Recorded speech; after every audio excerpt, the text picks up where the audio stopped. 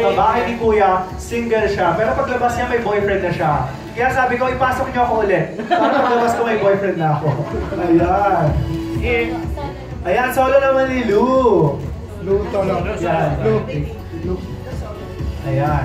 Nagmamodel itong si Lou, kaya nako, mamanayin niya yung mga picture taking. Ayan. Narinig natin yung matamis na, of course, ni Lou sa loob ng bahay ni Kuya. Nandito pa si Tito Boy niyon.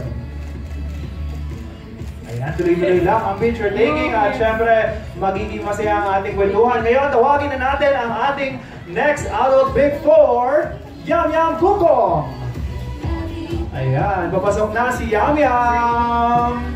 Ako, nakita natin ang pagiging palaban ni Yam Yam sa kanyang pangarap sa loob ng bahay ni Kuya. Bawat challenges talaga ay hindi siya sumuko. Kaya naman siya ang unang nakakuha ng golden medal sa Big Jump to the Big Four Challenge. Ay, baril.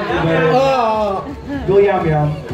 Kaya hindi naging aglang ang hirap ng buhay sa pagdadala ng saya sa mga kasamahan.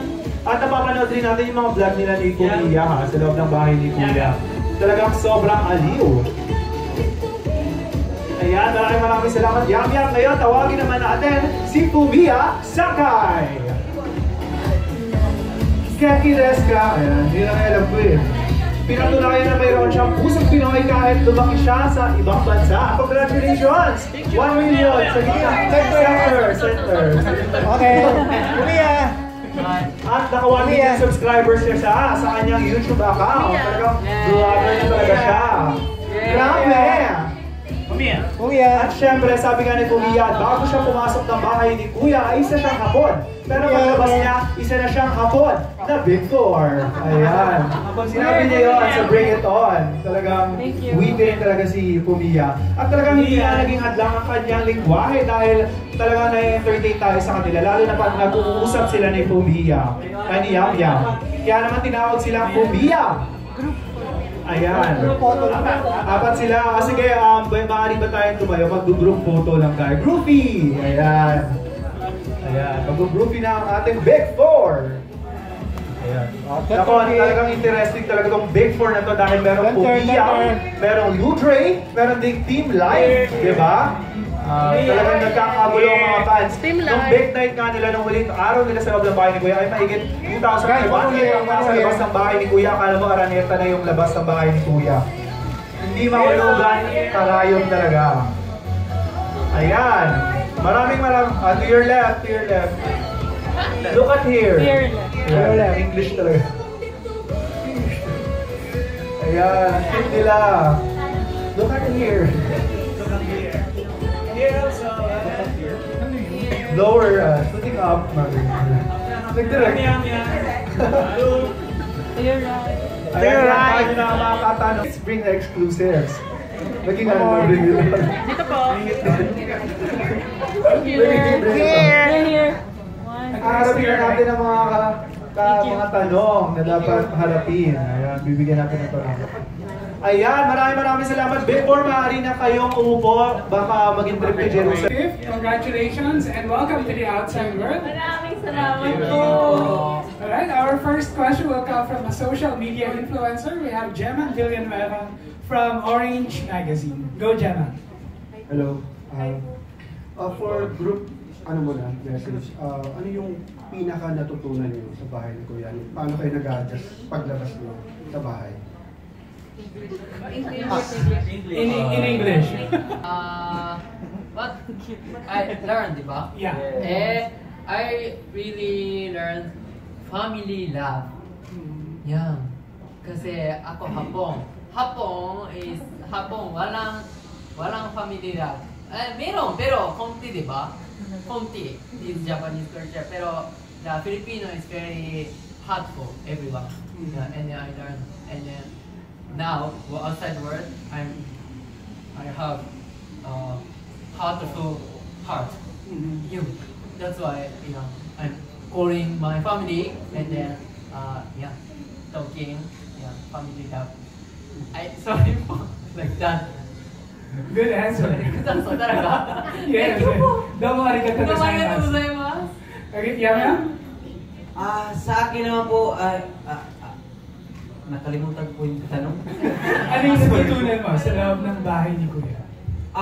Ang natutunan ko sa loob ng bahay ni Kuya is yung sobrang pagmamahal mo sa isang kaibigan, At saka yung pagmamahal na totoo talaga, yung nagkikare ka talaga sa kanya kahit ilang buwan mo lang silang nakasama sa loob ng bahay. Saka teamwork! Yun. Thank you, Yam Yam. Ito, ang blooming na si Lu. Ayun po, yes po, yung teamwork, yung importance ng family and friends talaga dahil talagang sila yung nagpapalakas sa inyo pagtingin mo hindi mo na kaya.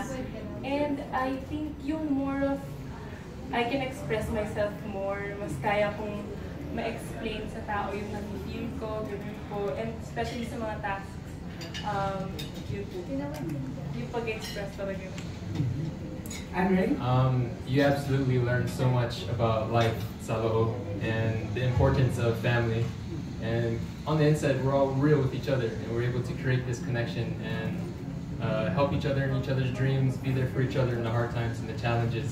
So now, out in the outside world, I'm happy to see that we are real with each other and we're the same. So that's what I'm really happy to see, and also the depth of the support that we have and how much of an impact it is. We're just being ourselves on the inside, but to see this, it's absolutely an honor and a blessing. So. Okay, thank you so much, Yaman. Our next question will come from, eto, talagang sobrang daming followers and sikat na sikat dahil sa kanyang DCMM Teleradio Show. No other than Papa Awel Paz. Go, Papa Awel. Thank you, Kuya Aaron. Congratulations first to everyone. Thank you so We're so much. happy to see you all, and thank you for making our evenings extra special and happy. So I want to throw one warm-up question for everyone. This is generic actually. Why do you consider yourself as the most deserving big winner for this season? Ano? Why do you think you want? Do you think Yeah. I can big winner? Yes. Yeah. Because, okay, listen, because ako po si Fumiya. Yeah! Sagot na po. Yeah. Just I'm always thinking that important is humble and honest. Yeah. I don't want to forget humble and honest. Yeah. This is Fumiya. That's why I can deserve big winner. Very well said. Tama. Yeah. Thank you po. Good answer. Yam. Ako naman po ay lahat kami deserving na maging big winner, pero ako po ay gusto ring maging big winner, kaya ang medyo mabait kaming lahat, pero medyo nakakaangat ako ng konting kabaitan. Kaya kunti lang. Thank you. Lu? Why are you deserving? Ang hirap every time po na tinatanong sa akin, ang hirap kasi yung mga nakasama ko talagang deserving kami lahat. I know that we're all deserving. Pero siguro po for me, yung never give up attitude ko po, I guess. Maraming beses po ako parang gusto ko talaga pong sumuko nung time na yun. Talagang na-challenge ako and may mga specific na tasks na nahihirapan po talaga ako. But I guess also ako nasa-surprise ako sa hindi ako sumusuko po talaga. Na akala ko weak ako, pero dun po sa bahay, natutunan ko po din yun. So, Actually, ang galing mo dun sa may bangka. ay, salamat po! Nakakagulat, nakaka-inspire. Thank you Galing, po! galing. That means a lot. Thank you, Lu. Jay? I think the main thing from the start, well, of course, everybody here, we're all absolutely inspirational in our own ways. But the main thing is to always believe in yourself, and because in the end of the day, you are yourself, and you have to, you know who you are. So being real with everybody, honesty, just letting yourself shine. So to inspire others in positive ways and support the ones around you, and fighting for your dream, moving out here to the Philippines, dreaming big, taking a risk. I want to be able to inspire others in positive ways and make the just decisions, the right decisions. Of course, there will be bumps along the way, but learning from those mistakes and not letting that get you down. So main thing is never giving up and thinking positive. So yeah. Point well taken. Papa Awal? Thank you. And let me ask you one by one. And actually, we did a survey in DZMM for the questions. We solicited questions